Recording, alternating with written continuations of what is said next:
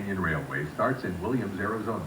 Along the way, we will pass Pitt, Red Lake, Bly, Key Barrow, Valley, Willaha, Woodin, Anita, Hopi, Apex, and Toconino.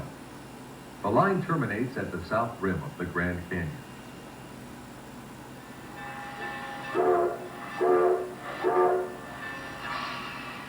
The flagship of the Grand Canyon Railway is locomotive number 4960, seen here backing away from the engine house at 6:45 a.m. It has taken since 4 a.m. for the morning crew to get the steam engine fired up.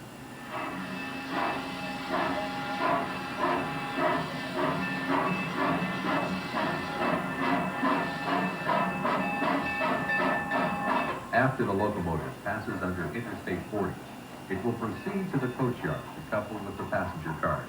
It will then back into Williams Depot to load passengers for the morning revenue run to the canyon.